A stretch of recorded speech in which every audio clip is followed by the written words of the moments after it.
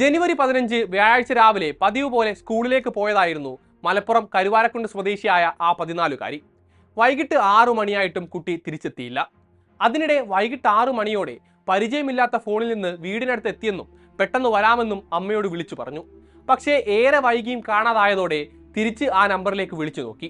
പക്ഷേ switch off. പേടിച്ചു പോയ വീട്ടുകാർ പോലീസിൽ പരാതിപ്പെട്ടു. ഫോൺ ലൊക്കേഷൻ കേന്ദ്രീകരിച്ച് രാത്രി തന്നെ പോലീസ് തൊടികപ്പുലം റെയിൽവേ സ്റ്റേഷനിലും പരിസര പ്രദേശങ്ങളിലും അന്വേഷണം നടത്തി.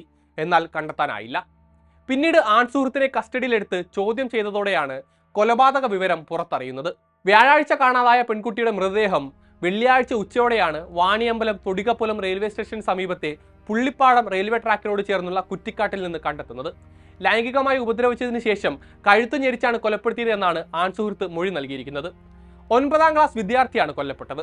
പ്രതി അതേ സ്കൂളിൽ +1 പഠിക്കുന്ന വിദ്യാർത്ഥിയും.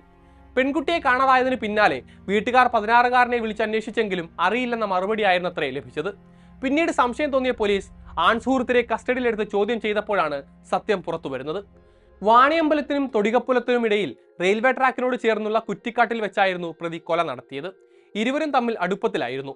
ഇത് പെൺകുട്ടിയുടെ വീട്ടിൽ അറിയുകയും ആൺസുഹൃത്തിന് താക്കീത് നൽകുകയും ചെയ്തിരുന്നത്രേ. അങ്ങനെയിരിക്കെ പെൺകുട്ടി തന്നെ ഒഴിവാക്കാൻ ശ്രമിക്കുന്നുവെന്ന തോന്നലാണ് കൊലയ്ക്ക് പ്രേരിപ്പിച്ചത് എന്നാണ് പ്രതി പോലീസിന് മൊഴി കൊടുത്തിരിക്കുന്നത്.